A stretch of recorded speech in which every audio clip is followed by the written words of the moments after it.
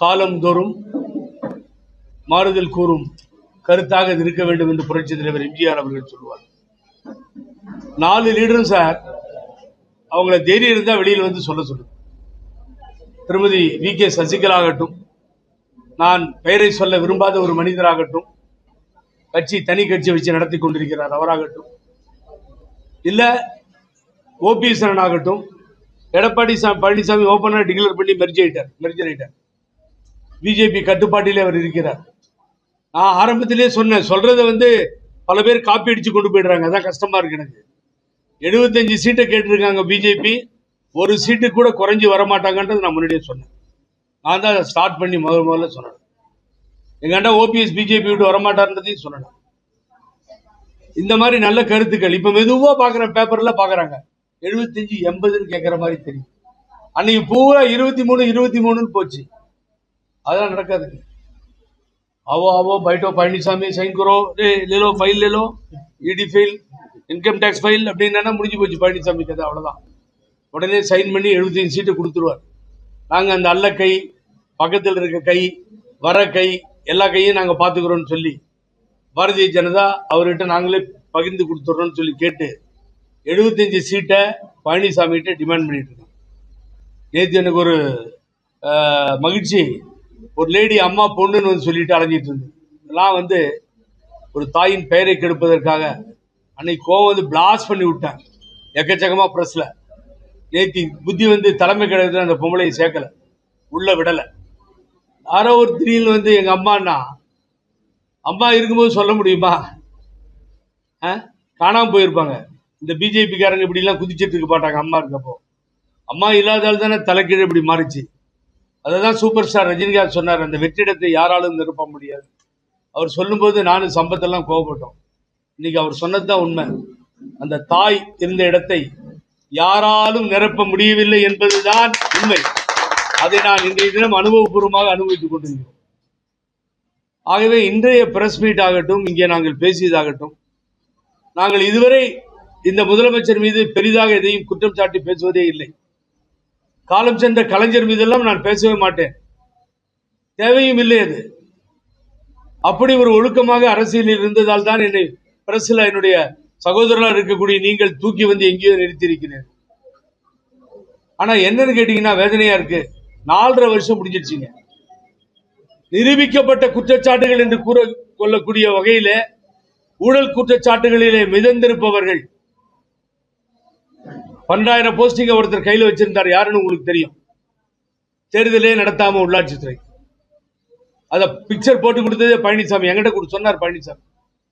First எலெக்ஷன்லயே 52-48 ஆயிடுச்சு. உங்களுக்கு ஒரு பிரச்சார வேன் கூட ரெடி பண்ண போறதுக்கு. ஆனா இப்ப எலெக்ஷன் நடத்தினா உள்ளாட்சியில போயிடும் போல தெரியுது அப்படின்னு உள்ளாட்சி அமைப்புகளுக்கு தேர்தல் நடத்தல. அப்புறமா திரு ஸ்டாலின் வந்துதான் நடத்துறார். ஆனால் திரு ஸ்டாலின் அவர்கள், முதலமைச்சர் அவர்கள் கவர்னர்கிட்ட போய் மனு கொடுக்கிறார் ஊழலை பற்றி, ஸ்பைரல் பைண்டிங் போட்டு. ஞாபகம் இருக்கா இல்லையா தெரியாது எனக்கு. இதே மாதிரி பெருமாநல்லூர்ல பொள்ளாச்சி ஜெயராமனுடைய மகன் சென்ற காரிலே ஒரு பெண் ஆக்சிடென்ட் ஆகி லெப்ட்ல உட்கார்ந்துருந்தாங்க, ரைட்ல தொங்கினாங்கன்னு கதையே மாறி, அதுல இருந்து அன்றைக்கு அவர் துணை சபாநாயகராக இருந்ததால் தப்பித்து விட்டார்.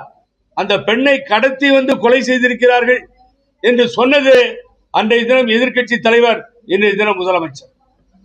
இதே முதலமைச்சர் ஆட்சிக்கு வந்த பின்னால் அவர் மேல் கோர்ட்ல போய் சஸ்பென்ஸ் ஆஃப் சென்டென்சஸ் ஸ்டே வாங்குறார். தப்பிச்சு வெளியே சுத்திக்கிட்டு இருக்கார். ஒரு சமயம் முதல்வர் மறந்து விட்டுறாரான்னு எனக்கு தெரியல. ஆகவே நாங்க கோர்ட்டுக்கு போயிட்டோம். சூரியமூர்த்தி கோர்ட்டுக்கு போயிட்டு இருக்க மாதிரி நானும் கோர்ட்டுக்கு போயிட்டேன். ஆகவே நான் கேட்பதெல்லாம் இந்த முதலமைச்சரிடம், கொடநாடு வழக்கு என்ன ஆயிடுச்சு?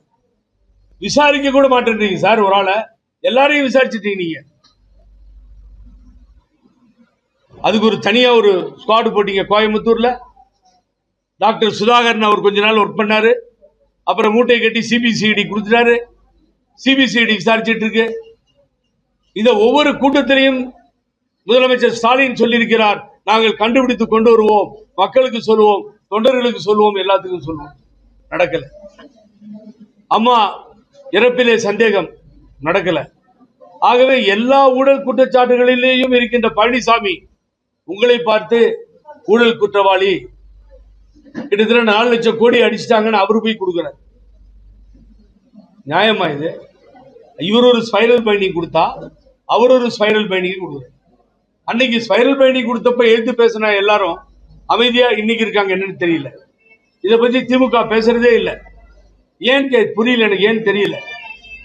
தேர்தலில் மக்கள் எல்லாவற்றையும் தெரிந்து கொண்டிருக்கிறார்கள். நான் மிகவும் வேதனைப்படுவது உலகம் சுற்றும் வாலிபரை நினைத்துக் கொள்கிறேன். இன்றைய தினம் அதே கதிதான் ஜனநாயகன் படத்திற்கு வந்திருக்கிறது. ஜனநாயகத்தில் ஜனநாயகன் இல்லை. Murder of democracy now. என்ன நியாயம் இதெல்லாம் சொல்லுங்க பாப்போம். எது எது சென்ட்ரல் கையில் இருக்கு, சென்ட்ரல் கவர்மெண்ட்ல இருக்கோ அதையெல்லாம் கையில வைத்து மிரட்டுவது வழக்கமாகி விட்டது என்று முதல்வர் சொல்கிறார். ஆகவே இந்த படத்தை மரியாதையா ரிலீஸ் பண்ணீங்கன்னா நல்லா இருக்கும்.